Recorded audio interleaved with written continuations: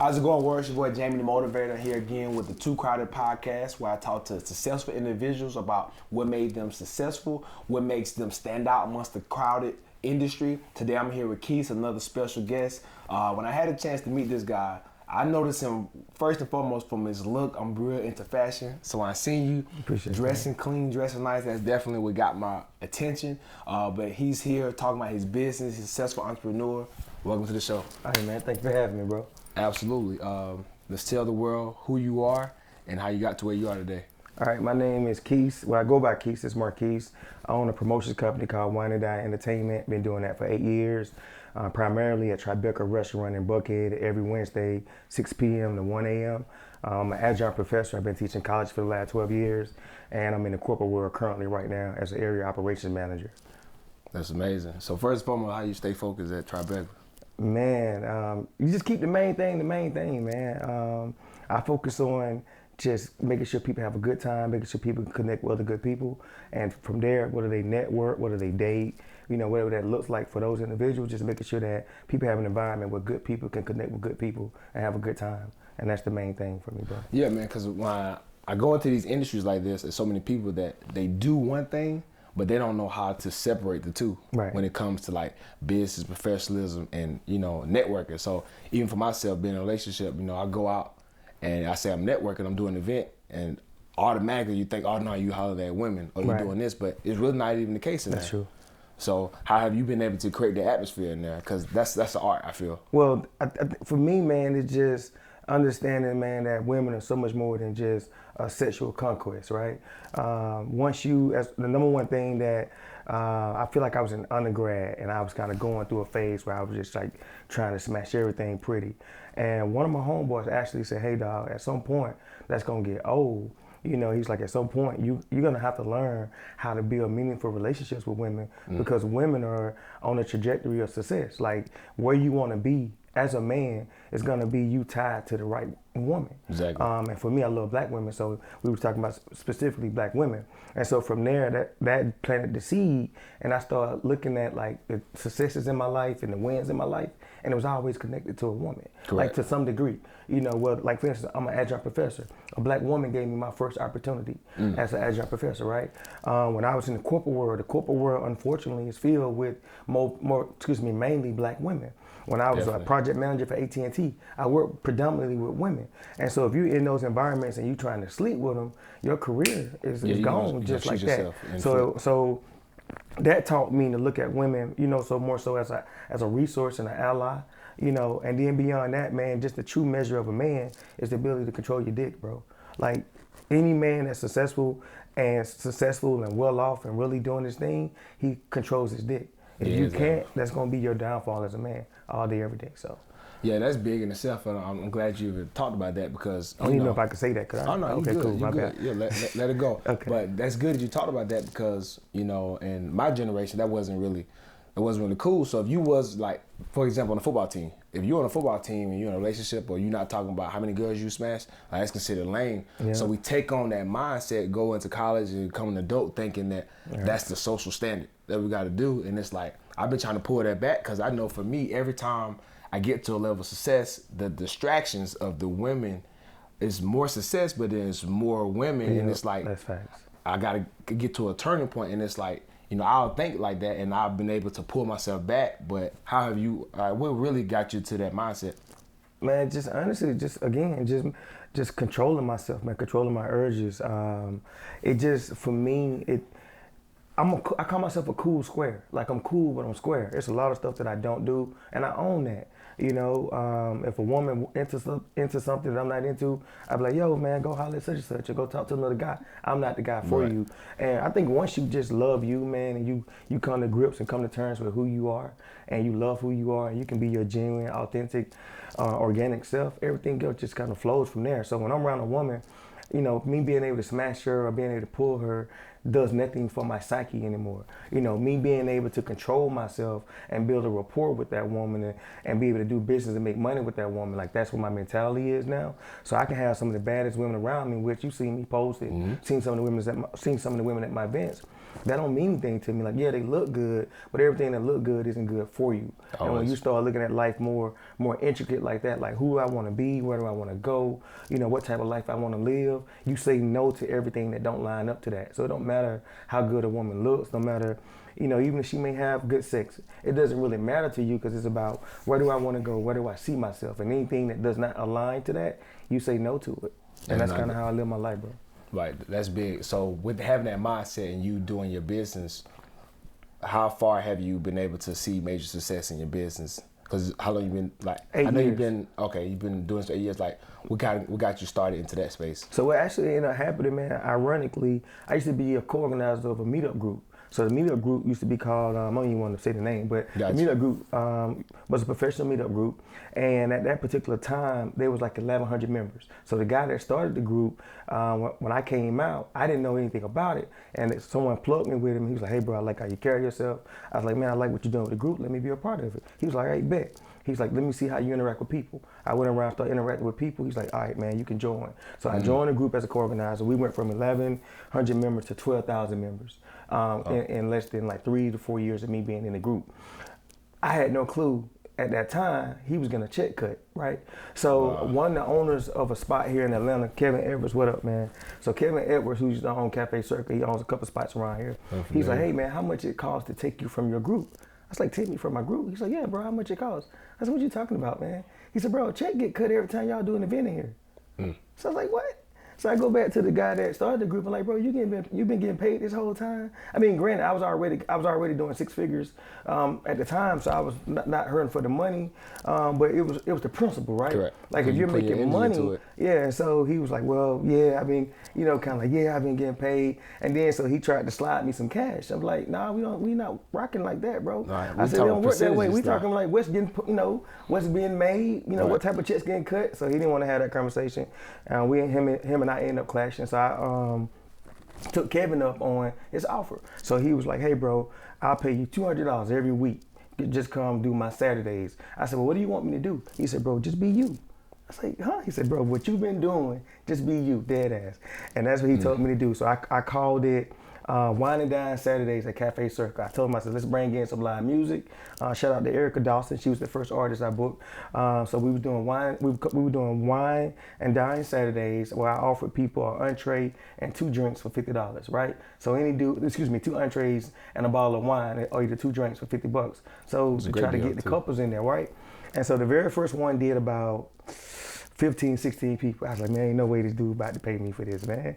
I was hard on myself, like, man, damn, I thought I would have pulled out more people. Because now, mind you, I'm coming from an organization with 12,000. With the 12,000. Yeah. But what ended up happening is the dude didn't want me to use anyone from the group. So I was like, bet, all hands off. So I didn't even worry about it. So I brought out 16 people. I said, ain't no way Kevin about to pay me. He said, man, meet me at the bank on Monday. That man put that first $200 in my hand, bro. It was all she wrote. Every single week, and just kept building on it, making sure people had a good time, going around. Like one of the things about me I call myself a curator. I don't like the term promoter. So the reason why I say curator because I curate an experience. And so for me, customer service, my background is customer service. Always. So when I bring people there, it don't matter about you getting people there. Do they want to stay being there and did they enjoy themselves there? And are they going to return? I know they're going to return, absolutely. Right. And so I go around and I check on people. So I help the staff service people. So if a table hadn't been waited on, then I go grab the server like, hey, this table right here, say they've been waiting a while. You know, if there's anything I can do, can I help you out? You know, like, no, I got it, whatever the case may be. And if I have to jump in, I'll jump in. Now, granted, I'm not getting paid for that from that standpoint, but I am because if these people have a great experience, they're going to tell other people about their great experience. Every time. And they're going to tell other people about their great experience, and then they're going to keep returning and coming back. And so that's how I was able to build it to where it is now. So now that you know what it means to just be yourself, what's the vision for what you have now? So the vision right now, we're just sustaining it. Something that I learned, and I read this the other day, which is like a random meme that just popped up on social media, said, you did a great job sustaining it. Excuse me, you did a great job maintaining this, but can you sustain it and can you scale it, right? And it was just a random thing. And I thought about it. I was like, okay, all right, I'm maintaining it. Can I sustain it, and can I scale it? So for me, right now it's about replicating myself. One of my mentors, he said, "Are you a business or are you a sole proprietorship?" And I was like, "What do you mean?" He said, "If you leave right now, like if you're not at Tribeca, if you're not running your event, will it still be successful? Will it still do the same numbers?" I was like, that's a great question.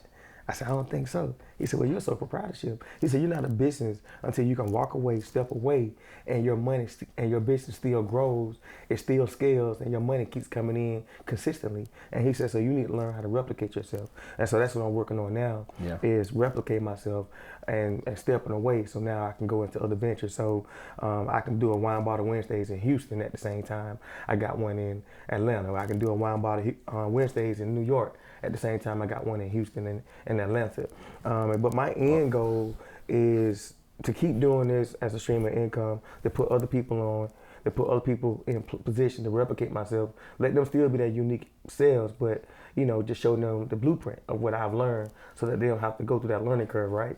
And then from there, I want to do concerts. That's my end goal. So were you one of those people, like growing up, like a lot of promoters or curators like yourself, they get to this level, but they typically had that high school store where they was putting on parties in high school. They was DJing in high school. I wasn't. I'm tired to the party, bro. Man, I'd probably be a millionaire right now had I started doing this in high school. I just started. I'm 40. I just started 8 years ago. I was 32 when I found out about this. And when I first started, remember I told you I was co-organizer, so I had no clue it was even checked getting cut for details. This. So if I was in high school or college right now, I probably touched $1 million. With my mindset and the way I've been able to duplicate my business and double my business in this short amount of time, not necessarily knowing, the ins and outs, because I've lost money. I've had people cheat me. First and foremost, what people don't understand, man, is that no one wants to bring in a promoter or a curator. You bring in a promoter or a curator because you need them. But a lot of times venues try to flex on you as if they don't need you. Everybody does. But they do need you, because if you didn't need me, I wouldn't be here. Like, no one wants to give you didn't start your business, whoever, to give somebody a percentage of your profit, right? Correct. So that means you're giving someone a percentage of your profit.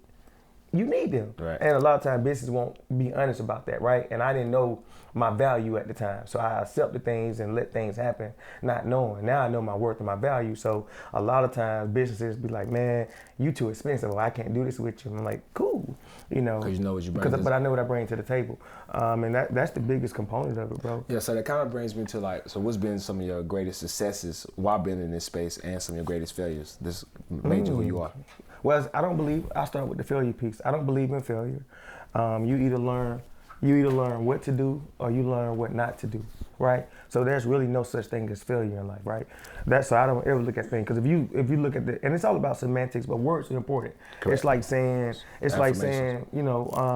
shut up versus be quiet, right? Correct. Shut up gonna get a complete different reaction than be quiet. Can you lower your voice, right? Correct. And so same thing when you're speaking to yourself. So I don't believe in failure. I say, okay, what was I supposed to learn from this and get from this? And either I learn what to do and I keep doing it, or I learn what not to do and then I do something different, right? So within that, the best way for me to answer that is simply say, when I learn that something isn't working, I ask myself, why did it not work? And how can I get it to work? Or then I look at, everything across the board and say, do I just need to scratch this and do something completely different, right?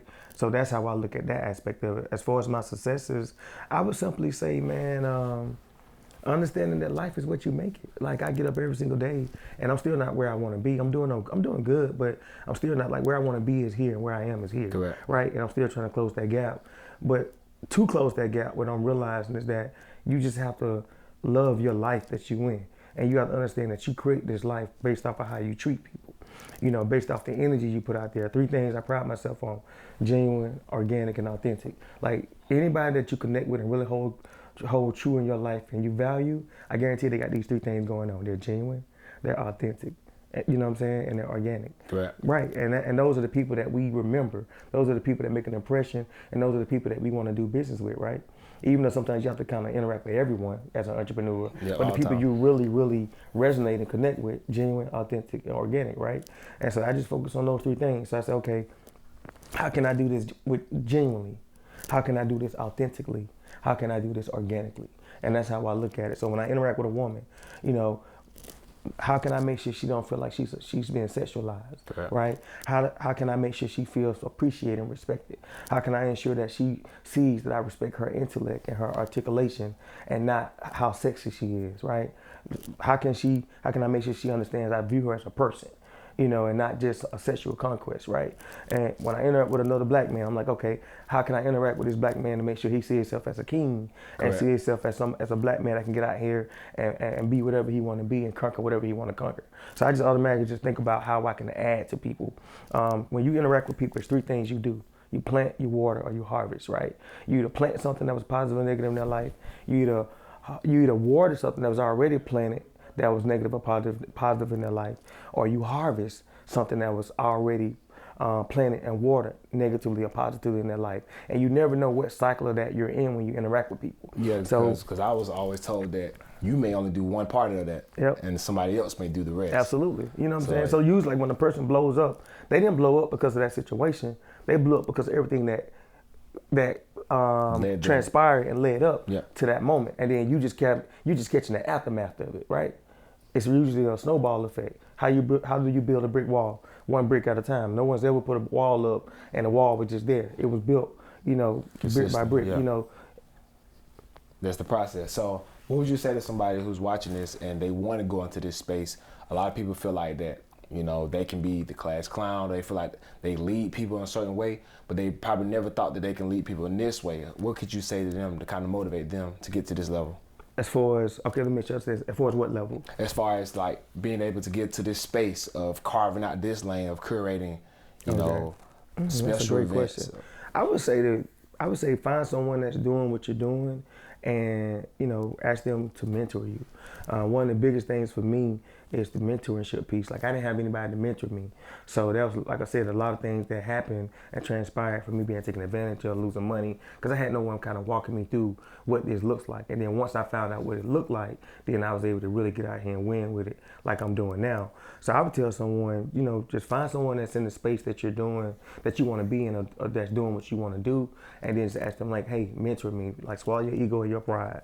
Mentorship is crucial. Like even in my life, I have a mentor, and so that's the biggest piece. It's just, and if you can't find someone that's doing it, then just begin to ask questions, reach out to people. Like if you see a promoter, like, hey, let me ask you a couple questions. Like my thing is don't step into anything blindly, dot your I's and cross your T's. All right. It reduces the learning curve and it reduces the losses. Because a lot of times the reason why people don't make it in this industry or just any industry is because a lot of time the losses mount up because we went in it, unprepared. Because the definition of success is when preparation meets opportunity. All you have to do is be prepared. When the opportunity comes, you're going to be successful, right? Purpose is birthed. Absolutely. That's what it is. So my end of entrepreneurship and success always stems from like what people's core values are. Like, a lot of people like to think that it's money that can make money, but I understand that it's really the mindset. What's one of your core values that you stick with outside of business, just as a person, that you've been able to like pour into yourself to grow more and more? Man, something simple, bro. Maya Angelou quote, man, people may forget what you said, people may forget what you did, people never forget how you made them feel. And so like I said, for me, man, it's all about when I interact with someone, even when I talk to women, on the flip side, I say, hey, what do you add to a man's life? Because women, a lot of times women don't think on that level.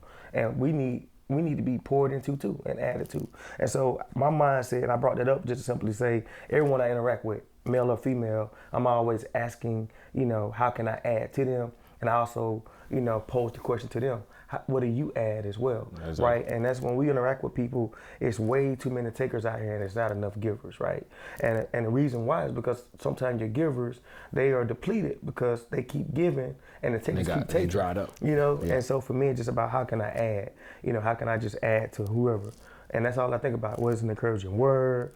If I can buy you lunch, if I can, pray over you, whatever. I just try to like make sure I add to everyone and everything that I come in contact with, man. So just understand people may forget what you say, they may forget what you do, but they'll never forget how you make them feel, man. And so, like when I met you, I was like, what's up, bro? I didn't know you from, I didn't know you from, a needle in a haystack, right? Yeah. But at the end of the day, I was like, what's up, man? It's like clean, bro. Just like, bro, that's a sharp suit. Just something simple like that, man. People just adding to someone's life, an encouraging word, positivity, love, respect, peace. And that's really just all I focus on, bro. That's big, man. So with this success, with the balance of, personal life and business, what's a area that you do for your mental health to keep yourself, sharp? Man, wow. So something that most people probably wouldn't even think, but believe it or not, man, I've only been in one relationship because I have a 15-year-old son, so I was never with my son's mother. We've been co-parenting the whole 16 years. So I got in my first relationship in 2016.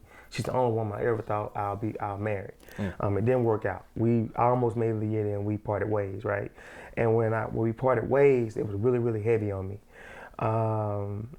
And then I thought about when I went through the things I went through with my son's mother at the time, because when her and I weren't together, like, we have a great amicable co-parent relationship now, but like early on it was rough. Oh, yeah. And what I realized from that, and with my ex, walking away from that, and then just different triumphs or even obstacles in my life, the one thing that always carried me through was the ability to cry. Because, as men, we're not taught to cry. No, we're taught as a sign of weakness, bro. So believe it or not, man, sometimes if stuff get on me too heavy, I just sit to myself and I'll cry. And I'll just release it. And that's been the most crucial, most instrumental thing in my mental health, man. Because just that release, bro, being able to swallow your pride and your ego and admit, like, I'm hurting. Or to admit that this is bothering me. This is heavy on me. Right. And it's been times I wouldn't let myself cry. And I found myself, like, that anger and that frustration coming out in other areas of my life, right? And when I learned to just be okay with crying, like not looking at it as a sign of weakness, but just kind of getting to myself and just crying and releasing it, that's been like the most instrumental thing to my mental health, bro, just releasing stuff. Wow, that's amazing, man. So as being a single black father, how are you able to teach that vulnerability to your son, but also teach him how to be a man? Great question. So with my son, when he cries, I say, go ahead. When I grew up, it was like, wipe your tears, stop crying. Mm-hmm. I was taught the wrong way. They didn't know any better, So with my son, I let him cry. And then once he gets his tears out, I say, okay, you done crying? He said, yeah, Dad, I'm done crying. I said, okay, now, what's the solution? What's the resolution? So I let him understand. I teach him that it's okay to cry, right? Get those tears out, get that emotion out. You have feelings, you're human. Once we get that out, you're still a man at the end of the day. Or you have to be a man at the end of the day. So how do you resolve this? How do we solve this? And that's where we are with it now. So now he can cry. And then when he finished crying, he well, okay, Dad, this is what we're gonna do. Or this is my plan, Dad. Right. This is my approach. This is my solution. Yep. And so that's all I do, man. Teach him to embrace his emotions, get him out, and then understand that you can't stay in that place. How do we get from this place now? What's the resolution? What's the solution? And if that doesn't work out, then we just go back to the drawing board, and then just making sure he knows I'm here every step of the way.